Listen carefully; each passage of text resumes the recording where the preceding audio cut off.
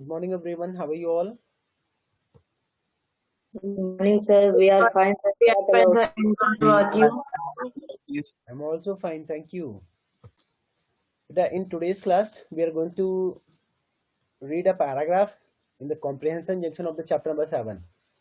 So, after reading the paragraph, after reading an article, जो आज के पैराग्राफ में जो फिलहाल आज के जो कॉम्प्रिहेंशन जंक्शन के सेक्शन में the paragraph has been taken that is an article that is about a that is about an organization Lumos that works for the welfare of the children. तो बच्चों के देखभाल के लिए बच्चों के वेलफेयर मीन्स क्या होता है? Can anybody help me? What do you understand by welfare? Sir देखभाल करना? केयर मीन्स होता है देखभाल करना, वेलफेयर मतलब क्या होता है? वेलफेयर मीनिंग सबको पता होगी ऐसा नहीं है कि नहीं, बट एटलीस्ट जस्ट क्या मतलब क्या समझते हैं? For welfare of the students means क्या कहेंगे? कल्याण का काम अच्छे से कल्याण, बच्चों के कल्याण के काम को भी देखती है। बच्चों के मतलब केयर करना एक तरीके से कल्याण ही, मतलब आप कह सकते हैं if you are getting a मतलब if you are being asked to write a synonym word, then you can write care word for the welfare. तो लेकिन एक्चुअल में जो हिंदी मीनिंग अगर होगी वेलफेयर की, दैट इज बच्चों के कल्याण, यानी पूरी तरीके से आपका, चाहे मतलब ओवरऑल डेवलपमेंट, ओवरऑल केयर, चाहे उनका रहना हो, चाहे शेल्टर हो, चाहे फूड हो, चाहे उनका डेवलपमेंट पार्ट हो, इंटेलेक्चुअल डेवलपमेंट, फिजिकल डेवलपमेंट, हर तरह के डेवलपमेंट का केयर किया जाए। all the things are covered in the development word. So today we are going to read about an organization Loomis that is working for the welfare of the students. So let us start the section comprehension junction from the chapter number 7 and book C. But this is a comprehension junction, and as already I tell you that key, first of all you all need to supposed to read and answer questions from this section.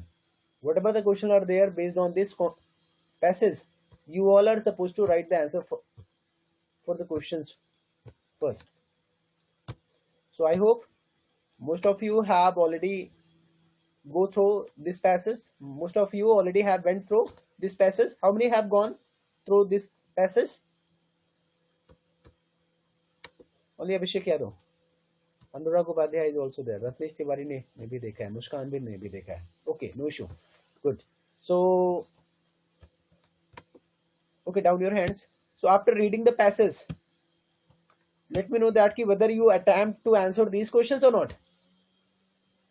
Did you manage any questions? Did you manage to find out the answer of any questions? Anurag, Ratnesh, Yes, sir. ठीक बेटा, क्या आप कोई answer खोज पाए इन सारे questions का? Yes, sir. So first of all I will ask the questions.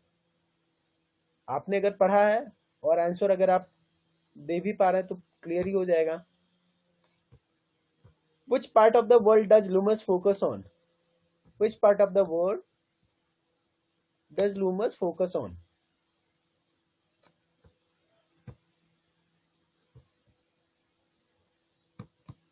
अभिषेक बताइए.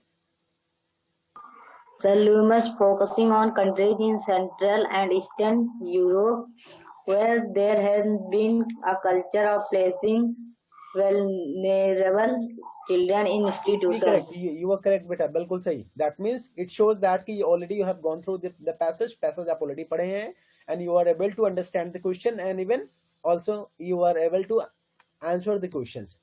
बेटा कोशिश आपने किया, कर भी ले गए. इसका आंसर सीधा सीधा आपके बुक में पैराग्राफ में ही दिया हुआ है, लिखा हुआ है.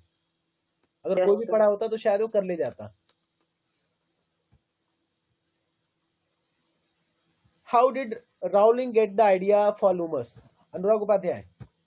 Also you have gone through the passage, na? How did Rowling get the idea for Loomis?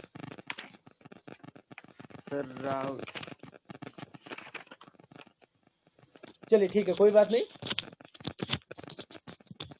आप नहीं बता पा रहे हैं, आपके यहाँ से थोड़ा सा साउंड भी आ रहा है, कुछ हमिंग साउंड आ रहा है। चलिए कोई बात नहीं बेटा, अभी चलते हैं। जो बाकी बच्चे नहीं पढ़े हैं उनके लिए भी एक बार, और जो पढ़े हैं उनके लिए भी, जिन्होंने किया है वो भी ध्यान देंगे और जिन्होंने नहीं किया है वो भी ध्यान देंगे। I am going to explain the paragraph. जो पैराग्राफ है उसके बारे में थोड़ा बहुत बताऊंगा, then we would be discussing the answer of every question. तो ऐसे में जिन्होंने किया है वो अपने आंसर्स को और अपना जो भी उन्होंने जिस पैराग्राफ का मतलब या जिस लाइन का मतलब जो समझ में आया है उनको उससे क्रॉस चेक मतलब कर सकते हैं, मिलान कर सकते हैं। ऐसे में उनका कॉन्फिडेंस, अगर उनका सही होगा तो कॉन्फिडेंस बढ़ेगा, अगर गलत हुआ तो एक्सपीरियंस बढ़ेगा। और जिन्होंने नहीं किया वो ध्यान दें, नेक्स्ट टाइम से वो खुद करने की कोशिश किया करें। Lumos is an international NGO founded by J.K. Rowling that works in the partnership with the government, professional careers, communities, families and children. जो लूमस है, it is an international NGO. एक है एनजीओ मतलब नॉन गवर्नमेंट ऑर्गेनाइजेशन है, यानी कि private संस्था है। एनजीओ का फुल फॉर्म होता है नॉन गवर्नमेंट ऑर्गेनाइजेशन, यानी कि एक प्राइवेट संस्था, एक निजी संस्था है। It is an international NGO founded by JK Rowling. एक ये इंटरनेशनल यानी अंतरराष्ट्रीय एनजीओ है जो कि किसके द्वारा फाउंड किया गया, किसके द्वारा स्थापित किया गया, जेके राउलिंग। अब ये एनजीओ किसके लिए काम करती है? ये NGO the NGO works in the partnership with the government, professionals, carers, communities, families and childrens. जो एनजीओ है वो गवर्नमेंट, प्रोफेशनल्स और कम्युनिटीज, और एक तरीके से जो प्रोफेशनल मतलब किसी पर्टिकुलर कह सकते हैं किसी पर्टिकुलर क्षेत्र में जो कार्य करने वाले लोग हैं या इसकी तरफ जो ध्यान देने वाले लोग हैं पर्टिकुलर क्षेत्र की तरफ। प्रोफेशनल का मीन्स वो जा रहा है कम्युनिटीज, ऐसी संस्थाओं, फैमिलीज और चिल्ड्रन, ऐसे बच्चों और फैमिलीज के साथ एज ए पार्टनरशिप, इस तरह पार्टनरशिप में काम करते हैं सो दैट मतलब ये सब मिला के गवर्नमेंट, प्रोफेशनल और कम्युनिटीज, फैमिली और चिल्ड्रन के साथ पार्टनरशिप में काम करते हैं, इनके साथ मिलकर के काम करते हैं। कहने का मतलब ये है। अब क्या करते हैं? What is the aim of that this organization? It aims to replace institutions with community-based services that provide children with access to health, education, and social care tailored to their individual needs. मतलब tailored means होता है एक तरीके से अनुरूप, individual अनुरूप के अनुसार, इंडिविजुअल नीड्स के अनुसार, यानी सबकी व्यक्तिगत आवश्यकताओं को देखते हुए। किसकी व्यक्तिगत आवश्यकताओं को देखते हुए? बच्चों की। अभी एक बार फिर से एक बार सेंटेंस को पढ़ेंगे तो क्लियर मीनिंग निकलेगा। It aims to replace institutions with community based services that provide children with access to health, education and social are tailored to their individual needs. ये इसका जो एम है, इसका जो उद्देश्य है वो ऐसे इंस्टीट्यूशंस, ऐसे संस्थाओं को रिप्लेस करना है। बेटा आप लोग की जानकारी के लिए बता दें, there are many organization, there are many institutions, मतलब ऐसी संस्थाएं होती हैं, ऐसी जगह होते हैं जहां पे कहीं ना कहीं कुछ ऐसे जो डिसेबल्ड मतलब कुछ बच्चे ऐसे होते हैं जो कि फिजिकली या फिर कह सकते हैं इंटेलेक्चुअली डिसेबल्ड होते हैं। फिजिकली मतलब जो शारीरिक रूप से विकलांग होते हैं। इंटेलेक्चुअल मतलब एक तरीके से बौद्धिक रूप से भी कुछ बच्चे विकलांग पाए जाते हैं। आप लोगों ने भी कई बार हो सकता है कि कुछ लोगों ने इंटरैक्ट किया हो या ऐसे बच्चों को देखा हो जो फिजिकली या तो इंटेलेक्चुअली डिसेबल्ड हो यानी विकलांग हो। एक जिसको हमारे प्रधानमंत्री ने एक नया नाम दिया है। क्या नाम दिया है ऐसे पर्सन को, ऐसे लोगों को? विकलांग के लिए एक नया शब्द यूज किया है, कौन बताएगा? अपंग। अपंग नहीं बेटा, अभी आप समझ नहीं पा रहे। विकलांग जैसे क्या होता है कि आपसे सिनोनिम नहीं पूछा जा रहा है, मैं ये पूछ रहा हूँ विकलांग। अभी कोई बोले कि हैंडीकैप्ड या हैंडीकैप में से एक तरीके से विकलांग, तो विकलांग के लिए प्रधानमंत्री जी ने एक नया नाम दिया है कि विकलांग शब्द के बजाय आप कुछ वो वर्ड आप उस नाम से आप उनको कहेंगे तो लोग जान जाएंगे कि हैंडीकैप्ड या डिसेबल्ड पर्सन की बात किया जा रहा है। वो क्या नाम है? अभी नहीं, हो गया करीब साल 2 साल जब से आए हैं, मतलब इन्हीं के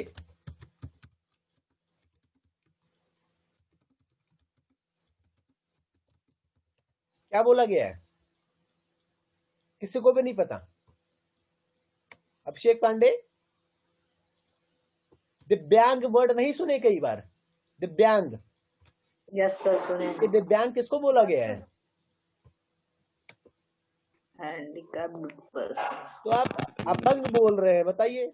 किसी को अपंग बोल देंगे तो कितना बुरा लगेगा। इतना अच्छा नाम दिया गया, बताइए। आप कुछ छोटा जीके की मतलब जो नॉर्मल चीजें हैं वो नहीं ध्यान दे रहे हैं आप लोग। चलो ठीक है, हम लोग अपने पैराग्राफ पे आते हैं। जो इसका उद्देश्य है, इसका उद्देश्य क्या है? अच्छा, मैं आपको पहले कुछ संस्थाओं के बारे में बता रहा था। I was telling you about some organizations, some institutions. ऐसे इंस्टीट्यूशंस, कुछ इंस्टीट्यूशंस ऐसे होते हैं जो कुछ बच्चे जो फिजिकली मतलब फिजिकली या मेंटली या आई मीन इंटेलेक्चुअली डिसेबल्ड बच्चों के लिए संस्थाएं होती हैं, जिसको एक तरीके से क्या बोलते हैं, ऑर्फनेज और ऑर्फनेजेस, मतलब जिसको आप बोलते हैं अनाथालय एक तरीके से, ऑर्फनेजेस। यस ठीक है, तो ये ऑर्फनेजेस या मतलब जिसको कई बार कहीं कहीं ऑर्फनेजेस बोला जाता है।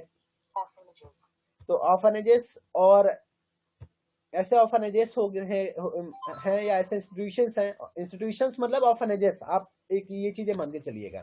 तो ऐसे इंस्टीट्यूशंस होते हैं, ऐसे ऑर्फनेजेस होते हैं जहाँ पे कुछ मेंटली या फिजिकली डिसेबल बच्चों को रखा जाता है उनकी केयर के लिए। केयर करने के नाम पे कुछ हॉस्टल्स होते हैं।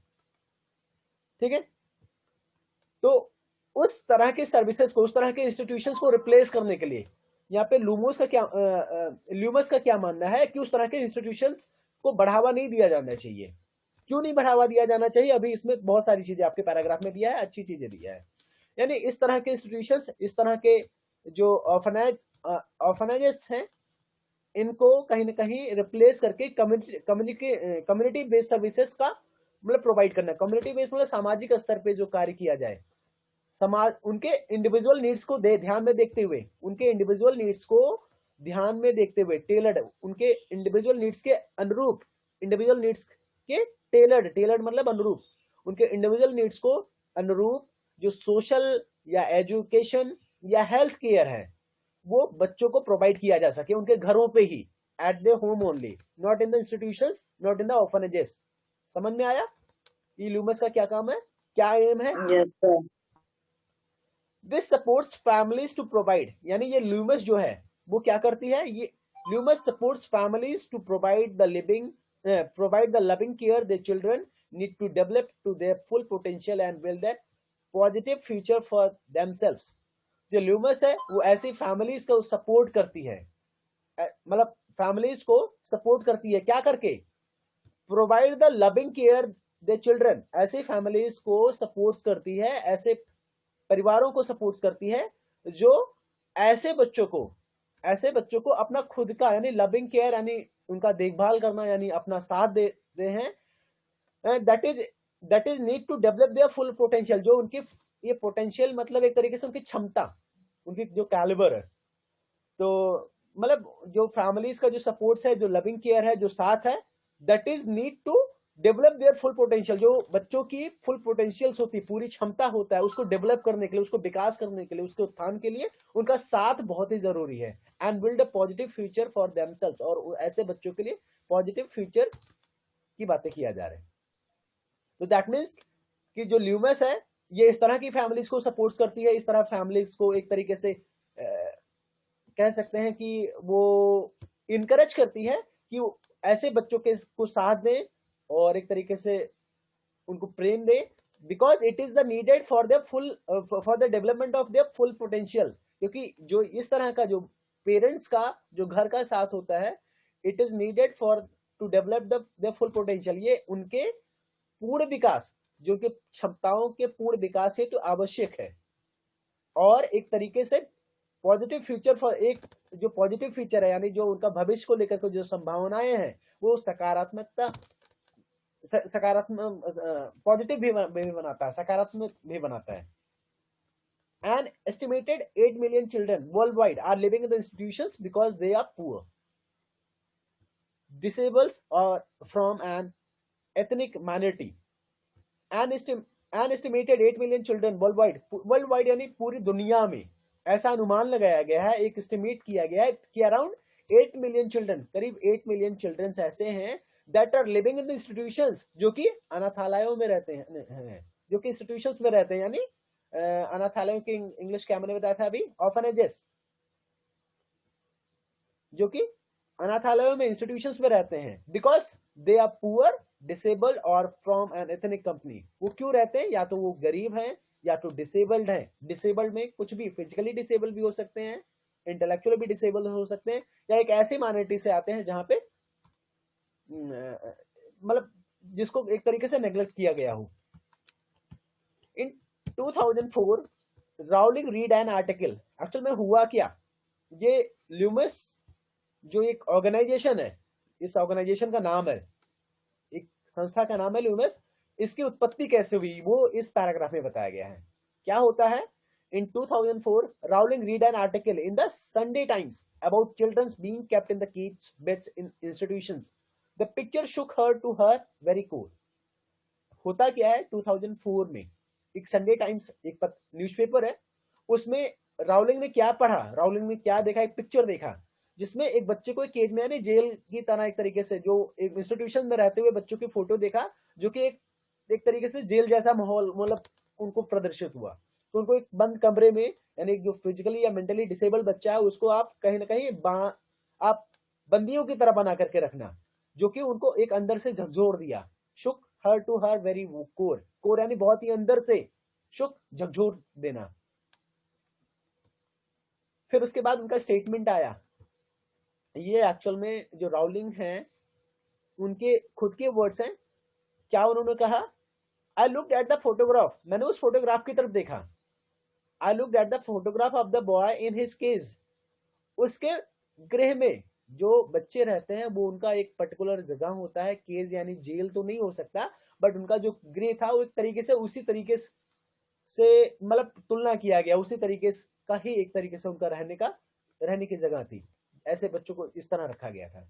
आई looked at the photograph of the boy in his cage bed and felt the has absolutely no voice, और मैंने I looked at the photograph, मैंने इस तरह की जो वो एक बच्चे की जो उसके रहने के स्थान के साथ में एक फोटोग्राफ देखी, और ऐसा महसूस किया कि he has absolutely no voice, उसके पास कोई आवाज नहीं है।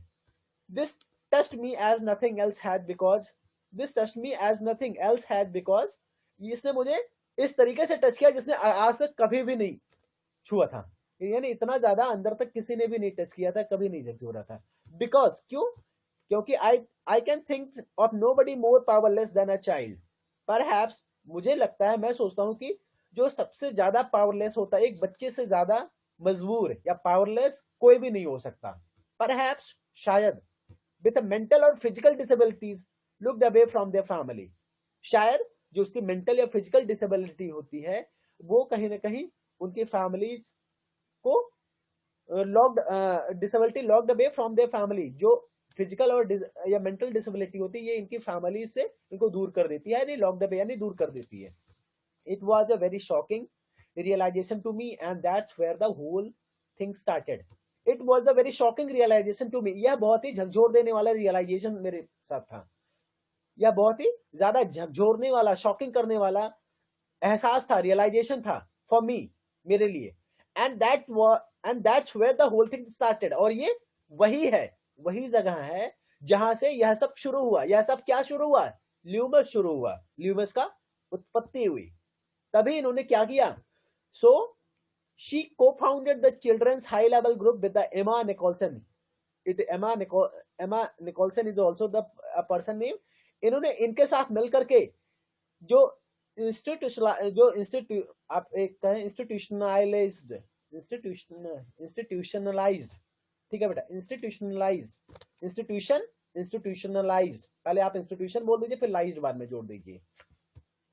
इंस्टीट्यूशनलाइज्ड, जो इंस्टीट्यूशनलाइज मतलब आप एक तरीके से कह सकते हैं कि कमिटिंग अ पर्टिकुलर, किसी बच्चे को एक इंस्टीट्यूशन यानी ऑर्फनेज में आप एक तरीके से कमिट करना, यानी उनको देना, एक प्रणाली, एक प्रोसेस है कि जब कोई भी बच्चा को किसी आप अनाथालय में आप सौंपते हैं, तो जो ये प्रणाली है इस पे काम करने के लिए, इस तरह के जो institutionalised and disadvantage children in the eastern Europe. जो ईस्टर्न यूरोप में क्या होता है, जो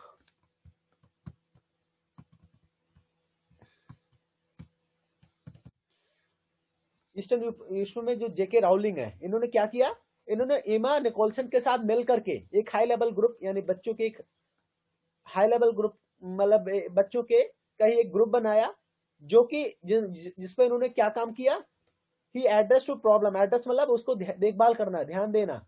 इन्होंने एड्रेस किया, किस पे एड्रेस किया, the problem on institutionalised and disadvantage children in eastern Europe.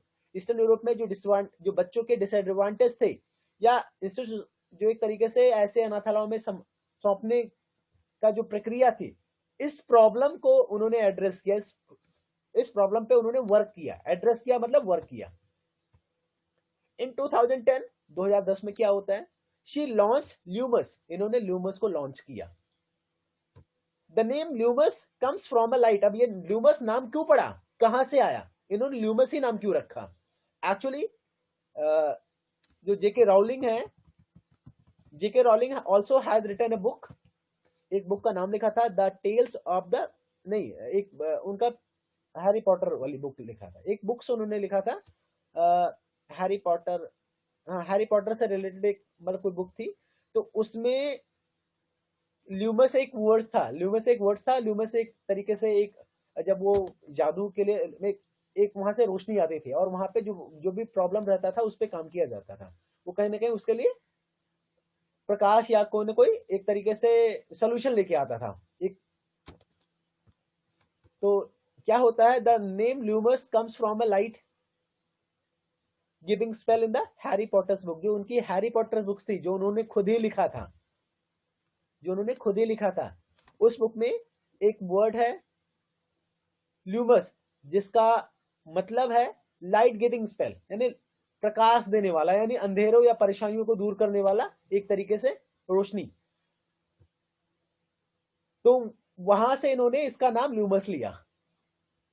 क्योंकि ये ल्यूमस नाम क्यों लिया, क्योंकि इस ल्यूमस यानी ऑर्गेनाइजेशन का भी काम ही ऐसा था कि जो डार्कनेस में कहीं ना कहीं प्रकाश, यानी जो परेशानियां थी, जो एक तरीके से प्रॉब्लम्स थी बच्चों के बीच में, उनको दूर करने का काम था।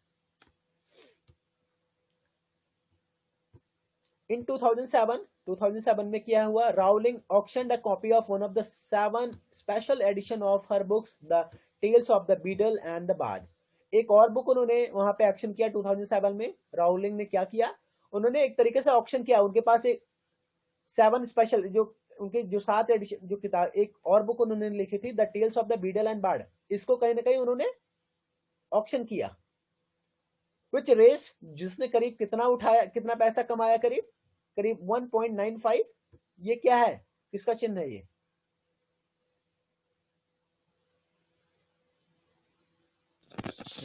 यूरो। यूरो फॉलन, हाँ ठीक है, यूरो सही है, यूरो मिलियंस फॉर द ल्यूमस। ल्यूमस के लिए उन्होंने 1.95 मिलियन यूरो का प्रबंध किया। ये बहुत बड़ा अमाउंट होता है, अगर इंडियन रुपीज में अगर आप देखेंगे, इसको कन्वर्ट करेंगे।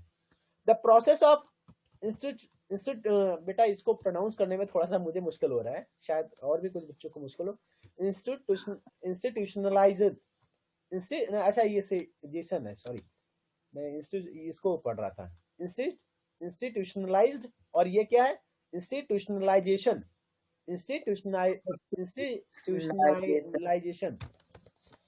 द प्रोसेस ऑफ इंस्टीट्यूशनलाइजेशन क्या होता है, इंस्टीट्यूशनलाइज्ड और इंस्टीट्यूशनलाइजेशन इज अ प्रोसेस जहां पे आप बच्चों को एक पर्टिकुलर संस्था यानी ऑर्फनेज या इंस्टीट्यूट्स को आप अर्पण करते हैं, यानी उनको कमिट करते हैं, वहां पे रखते हैं। जब प्रोसेस, अब इस प्रोसेस को बच्चों को ऐसे संस्थाओं को देने का जो प्रोसेस है, it denies the children individual love and care. ये क्या करता है, ये बच्चों के जो इंडिविजुअल लव है, जो उनका व्यक्तिगत जो प्यार और care, and often damage of their brain development, वो कहीं ना कहीं जो उनका जो ब्रेन डेवलपमेंट है उसको भी कहीं ना कहीं डैमेज करता है। यानी कई बार अगर आप स्वयं ही सोचें, हमें आपको अगर हमारे पेरेंट्स, आप लोग मान लीजिए अभी आज पढ़ रहे हैं, आपके पेरेंट्स आपको हॉस्टल में एक बार करने के लिए आए, और ऐसे समय में जब आपको बिल्कुल नीड हो, आपको कोई समझता ना हो, फिलहाल आप ऐसे बच्चों के नजरिए से सोचिए जो बोल नहीं पाते, जो अपनी बातें नहीं समझा पा रहे हैं, या कहीं ना कहीं मेंटली या इंटेलेक्चुअली डिसेबल्ड है, वो अपनी बातें लोगों को नहीं समझा सकते, लोग और कोई बाहरी व्यक्ति कोई समझाना भी नहीं चाहता। जितना प्रयास घर वाले करते हैं शायद ही कोई करता हो किसी को समझने की उनको क्या जरूरत है क्या नहीं। ऐसे बच्चों को जब आप हॉस्टल में करके आते हैं तो उनके साथ क्या करता है, कहीं ना कहीं उनको तोड़ देता है। वही सारी चीज यहाँ पे बताया गया है। Damage the their brain development, और ऐसा मतलब जो इस तरह की एक्टिविटी है कहीं ना कहीं उनके जो मानसिक विकास है उसको पूरी तरह नष्ट कर देता है, डैमेज कर देता है।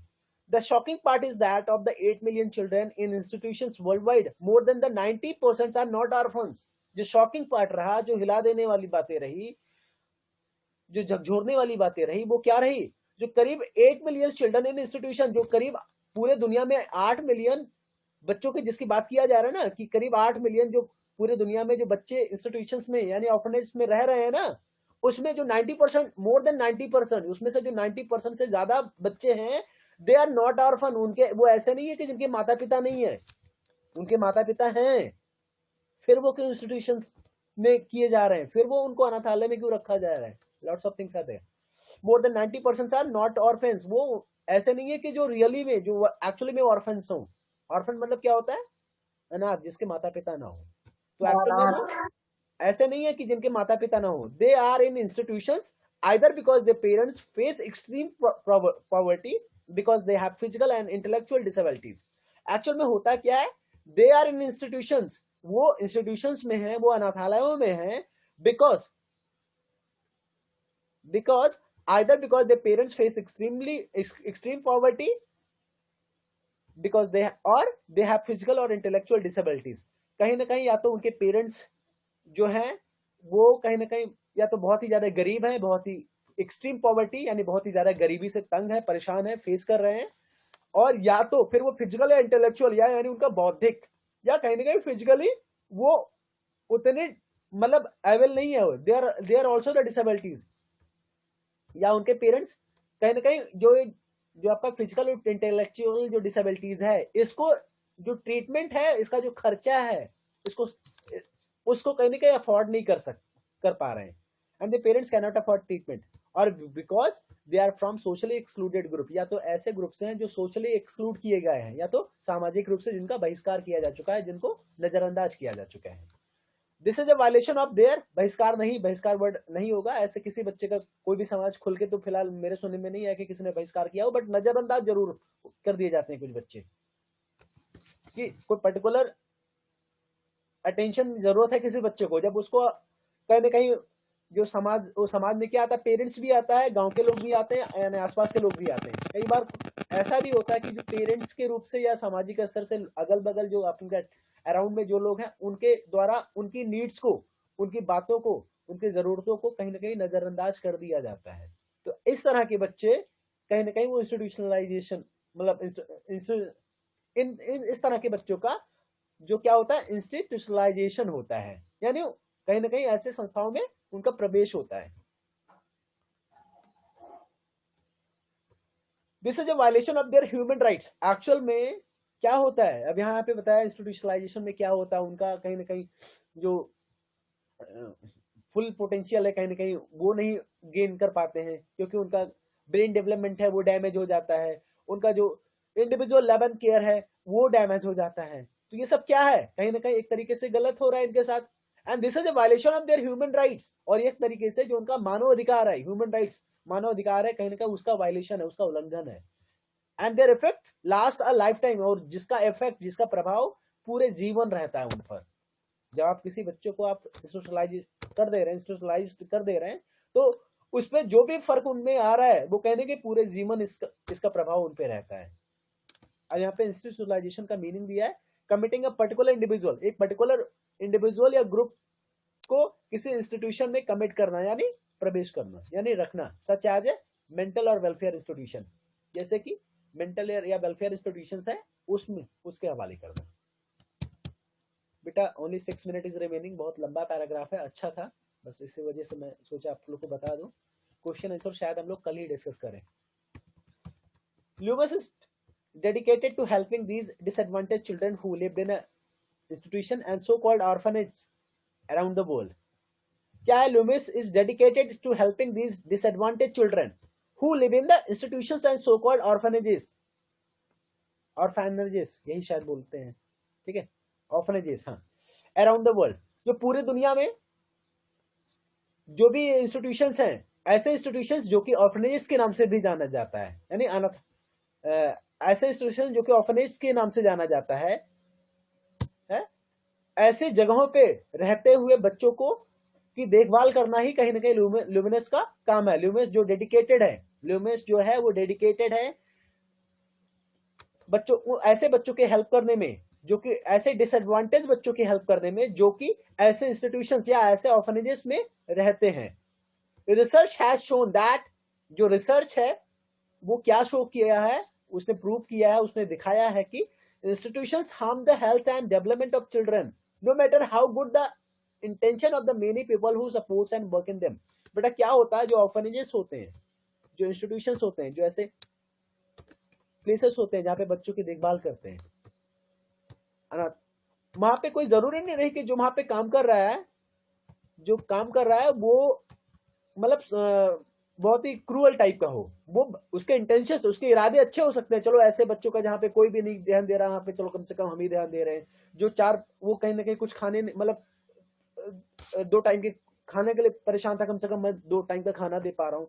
उनकी जो कोशिशें हैं, जो उनके इंटेंशंस, उनके इरादे भले ही कितने पॉजिटिव हों, लेकिन कहीं ना कहीं वो बच्चों को कहीं ना कहीं तोड़ ही देता है। क्या इसमें दिया गया है, कहाँ गया, ये रिसर्च ने कहीं ना कहीं प्रूव किया है, जो इंस्टीट्यूशंस हैं वो क्या करते हैं, हार्म करते हैं, नुकसान पहुंचाते हैं। किसको नुकसान पहुंचाते हैं? The health and the development of the children, बच्चों के स्वास्थ्य, सेहत और उनका विकास को कहीं ना कहीं वो नुकसान पहुंचाते हैं।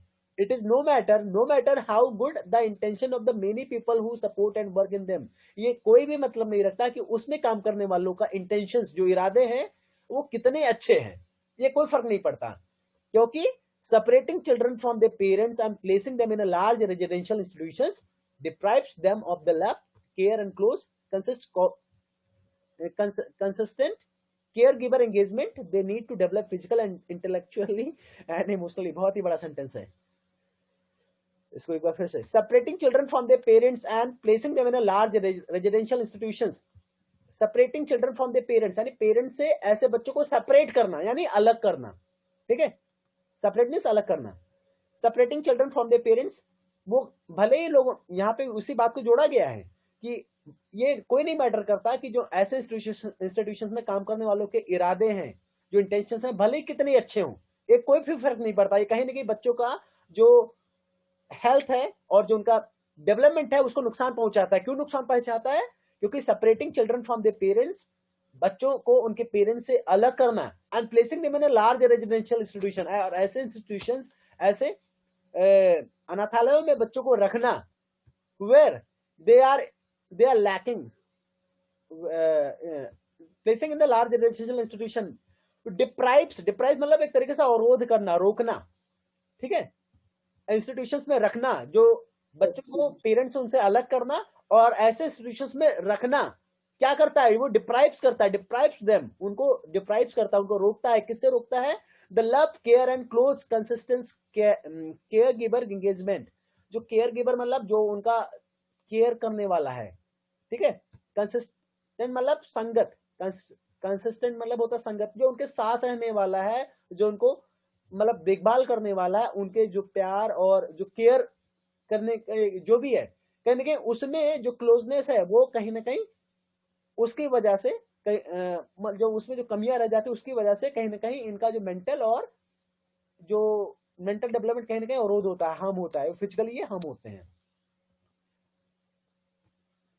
दे नीड टू डेवलप, जिसकी जरूरत होती है, यहाँ पे बोला गया है कि जो ये वो ऐसी चीजों का मतलब कहीं ना कहीं डिप्राइव्स हो रह जाते हैं। कैसी चीजों का? Love, care, close consistence and caregiver engagement, जिसकी जरूरत होती है to develop physically, intellectually and emotionally, जिसका डेवलप फिजिकली यानी आप तरीके फिजिकली डेवलप करने के लिए, इंटेलेक्चुअली यानी एक तरीके से बौद्धिक रूप से विकास करने के लिए, यहाँ पे शारीरिक रूप से विकास करने के लिए, और ये भावनात्मक रूप से विकसित होने के लिए इन चारों चीजों की जरूरत होती है। किसकी? Love, care, close consistence and caregiver, जो हमारा जो संगत है, प्यार है, ध्यान देने वाला है, और जो केयर गिवर जो हमारे केयर करने वाला है, इन लोगों की कहीं ना कहीं कमी कर जाता है, और यही सारी चीजें बच्चों के जो ब्रेन डेवलपमेंट है, जो कहीं ना कहीं उनका जो डेवलपमेंट में अवरोध पहुंचाता है, हार्म करता है उसको।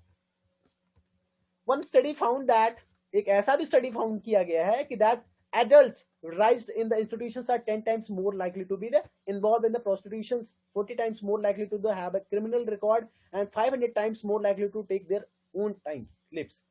ऐसा भी फाउंड किया गया, कुछ रिकॉर्ड्स में ऐसा भी पढ़ा गया है, मतलब ऐसा भी पाया गया है कि ऐसे इंस्टीट्यूशंस में रहने वाले जो एडल्ट जब बड़े होते हैं तो कहीं ना कहीं गंदी हरकतों में इन्वॉल्व रहते हैं।